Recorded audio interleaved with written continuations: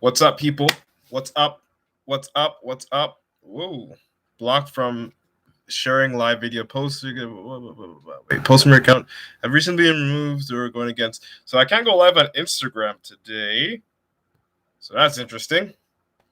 That's interesting. But anyway, I'm live everywhere else. So you know what it is, people. Actually, just try one more time here because it could be glitching. You know what I'm saying? It could be glitching. And it also couldn't be glitching. So we're going to just check that out. Hang tight. Let me know how your day's going when you join. All right. So we're just going to double check what's going on over here with Insta. And then we'll see if I can get this to start moving. Okay. Just give me a sec. People, guys and girls. As you probably already read by the title, you know what we're going to be talking about today. My opinions, my thoughts, related to it. Let's see if it'll actually let us do it. Okay, so it says, blocked from sharing live video. Posts from your account have recently been removed for going against our community guidelines. So live video has temporarily been blocked. Okay, so we're not going live on Instagram today. I'm just gonna screenshot that so I can put out my story for those people that actually give a shit later on. And I wonder why.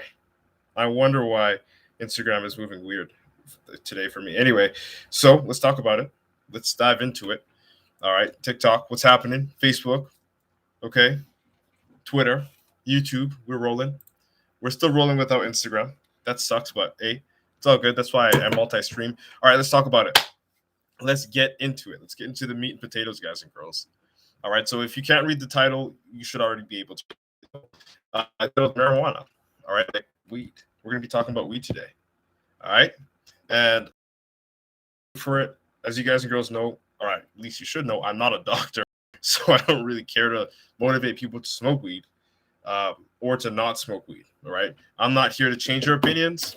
I'm here to just tell you what works for me, what doesn't work for me, based on the knowledge that I have and the experience that I've accumulated throughout the years of me, of course, consuming cannabis and remaining active and fit in the gym. All right, so let's talk about it. This is going to be very short and sweet, right to the point, guys and girls. All right, so if you're on the fence about quitting or whatever, or using less, or you just want to know more, stick around because I'm just gonna let you know how marijuana directly affected my workouts, how it affected my mindset, just in general, not just in fitness. All right, so stick around and we'll be dropping some golden nuggets on that today. All right, so the first thing I want to talk about is marijuana. I don't care to do that, as I said.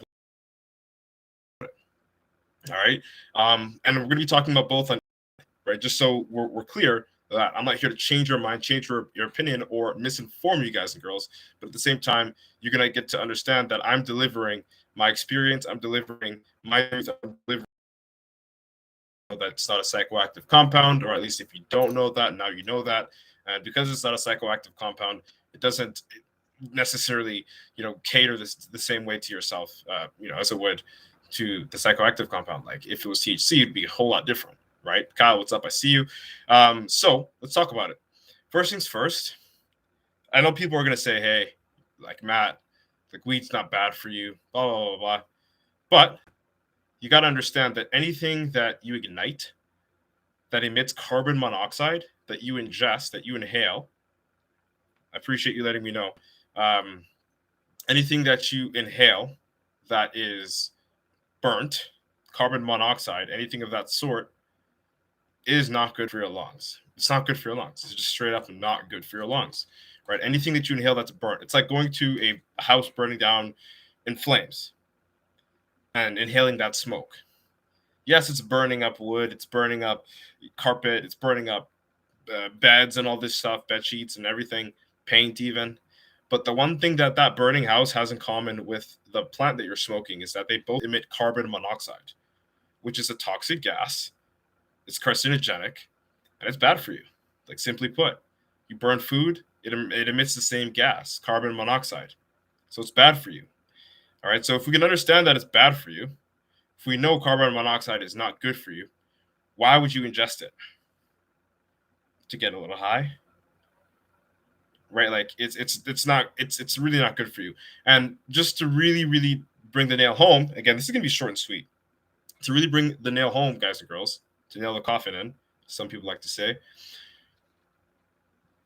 I often get the same question, recurring from people that smoke weed, like that actually burn the plant and smoke it. They go like, yo, is it bad to do it before I work out, or is it bad to do it while I'm, after I work out, or whatever it is? And my answer to that question is, well, how does it affect your performance? Like, does it make it harder for you to run longer? Most of the time, they say yes. I'm like, okay, that's one thing. Does it make it harder for you to focus in the gym? Like, are you focusing on everything else, or are you like getting more, anxious and paranoid because of the plant or because of the psychoactive compound? Some people say no, some people say yes, right? But the fact of the matter is this: if it's not adding to your workout, if it's not making your journey more enjoyable or easier, then there's no real reason to keep it in the mix. I mean, don't get me wrong.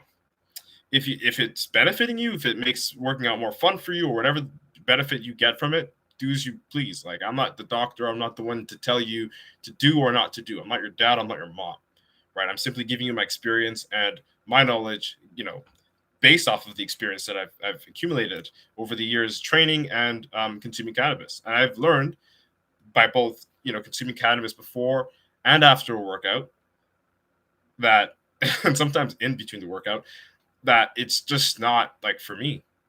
Like, to go work out and then like be high and all that stuff. It's like, I can still perform, but I don't perform the best. Right. And what I'm talking about is not necessarily when I would ingest THC, is not necessarily like actually smoking it. We're going to get to that at the end of the video when we talk about alternatives, right? But just being under the influence of THC is something for me that I felt was like not ideal, right? So I cut it out. I don't do it anytime around the time I work out. And even like altogether now, it's been a couple of weeks since I've even gotten high, right? Because just in general, it just fucks with my performance, makes me a little bit lethargic, and it's time consuming. And that ties into the second thing, guys and girls. That ties into the second thing. All right. That ties into the second thing. Ingesting THC, whether you smoke it, whether you eat it, whether you vaporize it. We're going to talk about that in the last tip. But no matter how you ingest it, when you do ingest it, whether it's too much in terms of quantity or a good amount, whatever you describe that as, it does slow you down. It does make tasks that are simple a little bit more difficult, or if not more difficult, more time consuming, because you're not functioning at optimal speeds that you would normally be able to function at had you been sober. Which is why, like, for myself, like, I run a business. I'm an online fitness coach. I'm an entrepreneur. I find it just makes everything else hell if you decide to, consume THC and then go on about your work day. It's just not efficient. Like, it's something, if you want to do it, if you're a busy person, do it as you wind down. Do it as you don't have tasks to do. I know people say, oh, I can get high and do anything. I believe you.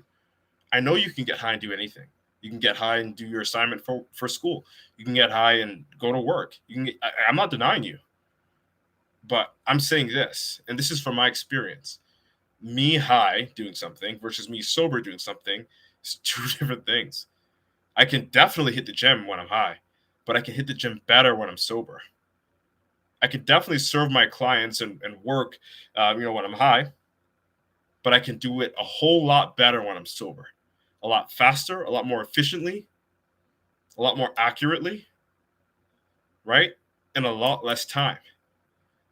So for me, I find that it's just not worth it to, incorporate THC on such a high scale or in such a high frequency on a day-to-day basis. Like, for myself, it's not even like a weekly basis now. And that's like for the first time ever. Like, this year, February, I went one whole month without it, just to like go a whole month without it. Because before that, I was pretty much a pothead. I was pretty much getting high between 3 to 7 days a week, 4 to 7 days a week. And then after I did the Sober February challenge with my mentor and all my, my colleagues in the mentorship community that I'm in, I realized, I'm like, first of all, I don't need this to relax. Because if you need anything to relax, there's something going on. If you need alcohol to relax, there's something going on. If you need weed to relax, there's something going on. If you need anything to relax, like, even I would say even video games, if you need something to relax and you don't know how to relax yourself, there's something going on, right? You got to watch it before it becomes some sort of an addiction, either alcoholism, become addicted to marijuana, or video games even. right? So these are things that, like, in my reality, I had to like come to terms with and like understand that, like, yo, I don't need to be doing this all the time.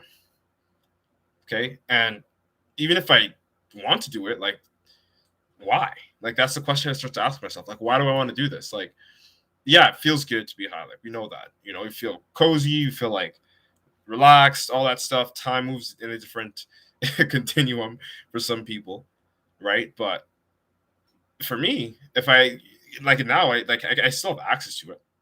I could use it right now, but I choose not to because I have things to do, of course. And even afterwards, I just prefer not to now. I just prefer not to. Maybe if I go on vacation and I'm like fucking off for a week, I might, maybe a day. But I've gotten to a point now where, like, because I've used it so much as a teenager, like up until now, I'm 23. It's just kind of like played out, and it doesn't really give me the same euphoria that it used to. It's not that I trip out bad or anything whenever I use it or anything like that, but it's like what's the point, really? You know what I mean? Like, I don't really feel the need or the want or the urge to do it as much as I used to, and as much as I did when I was younger. So it's just my truth. It's my reality. It doesn't have to be yours, but this is just what I'm saying, right? And there was also something that my mentor told me that I think he quoted from Grant Cardone. He says, give me a person that's sober, give me a person that smokes weed. That person that's sober who's working, and the person that works weed that's working could be the same room, the same equipment, the same tools, but that sober person is running laps around the high person. The high person is still able to do their job, but way slower, way less efficiently, way less sharp, way less accurately than the sober person, because your mind isn't clouded, your judgment isn't clouded, you are not being delayed, you are not on a substance. It's like, put it this way: how much more energy does a caffeinated person have than a sober person? This is like flipping the script. This is like not in the spectrum of where you're slower, but where you're faster. The caffeinated person can probably run, for a longer period of time. The caffeinated person can stay up for a longer period of time, can be at a higher level of energy for a longer period of time because they're caffeinated. They're on a substance that enables them to behave or to move in that way, right? But the moment that you actually start like doing things in the opposite way, right, like THC, like, you're going to get the opposite results. You're going to be slower, less sharp, more quickly susceptible to laziness and falling asleep. Just what it is. I don't make the rules. All right. So the last thing I want to talk about, guys and girls, is alternatives. All right. So I talked at the beginning of this live stream about carbon monoxide and how it's bad for you and it's bad for your lungs because it's toxic carcinogenic gas, and it's true. It's going to fuck with your performance. But what if you don't ingest carbon monoxide and still ingest THC? Yeah, there are ways to do that. Right? You can have edibles. You can use vaporizers. And vaporizers, I'm going to put a disclaimer out there and say the vaporizers that are not atomizers, that do not combust the plant. Because anything that you combust that emits carbon monoxide is smoke. Right? You got to be inhaling vapors to be inhaling vapors and not carbon monoxide. Right? So typically ceramic chamber, herbal pens for weed. Right? You could use those. Or decarboxylation if you take dabs, right? Or use dab pens. Like, decarboxylation is another method you could use. That's an alternative that will, allow you to still ingest THC, but subtract the carbon monoxide, right? So that's pretty much it on the alternatives. But getting back to what I was talking about, the core of this, which is like your efficiency, your performance, it's definitely going to be altered and halted even depending on how much you use when you use THC, which is why I myself personally, I'm not, it's not like I'm against it. Like, I still like weed. I know what it can do for you and I know what it can take away from you. Right. But I'm not going to like sit here and say like, yeah, I'm going to use weed all the time and all that stuff. And like, or I'm not going to use weed ever again in my life. Like, as I said, if I go like to Cuba and I'm already going to be having drinks or something, like probably a day or two, but I'm not like crazy about getting high. Like, I've gotten to a point where it's like I wake up the next day and I'm just like, the high isn't like over yet. It's like I just want to be sober right now, and not that I dread it. It's just like not enticing to me anymore. I can't even explain it. It's just I can be high in the moment, whatever, go to vacation, and then after that, it's like, yeah, let this be done. Like I don't want to feel like this anymore, you know. And I'm not even old. I'm 23. It's just what I've just gotten used to because I used to smoke weed almost every single day for years, from the age of like 14 to like 23. It's almost 10 years, right? So it's like I just don't feel the want or the need to do it. You know, not as much anymore, at least. Especially after going through what I went through in February. I was doing very, very, very well in my business, and my training was just through the roof. My energy levels were extremely high. The month that I decided not to drink alcohol or smoke weed, and I'm not a drinker at all, really. So I don't know why I mentioned alcohol, but I'll say it because in February I didn't drink alcohol or smoke weed. Right, it was the Sober Feb challenge that I did with my mentor this year, 2021. Right, so I'm just gonna tell you guys like it is. I'm not your doctor. I'm not your mom. I'm not your dad. But I would recommend if you actually want to be more efficient with your performance, I would recommend if you wanted to actually be more sharp and more like on like just a better person in terms of being on time and performing at your actual best, not just performing at the best limit you give yourself because you're high. It's worth it. It's worth cutting your usage down or stopping it altogether if that's what you wish to do. For me, I honestly don't know if I'll ever do it again. Like, I'm not gonna say that I'm not because that could happen, right? But I just don't feel the need to. Like, that's the honest truth. I don't feel the need to, and I literally have it everywhere around me. I literally have a distillate pen on my desk with that's very highly concentrated in THC. You just hit it and you go. It's decarboxylation. But like even that, like it's here. I'm looking at it. I don't even want to use it. Just don't care to use it, right? Because I know that it's gonna slow me down, right? And unless I'm like in a week full of fucking vacation, and even then, it's like maybe a day out of 7 days, I would try to do it. I'd want to maybe, but other than that, I'm chilling, yo. I like being a high performer. I like working out the way that I work out. You know, having just my wits in order. It's just what it is for me. Maybe you just want to be more relaxed.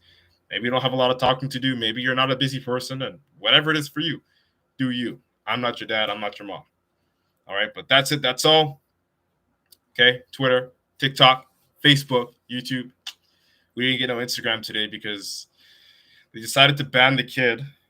So I'm banned for some, I don't even know what. We're gonna go try to find out. But yeah, yo, that's it. That's all. We'll be back again tomorrow, 4 p.m. EST with another live stream topic. Why'd I say live stream? Fuck. All right. Let's go, people. I'll see you later. All right. I'm just gonna say bye to TikTok. Peace out. Later, Facebook. Peace out. And we are out, YouTube. Let's go. What's up? Blocked from sharing live video.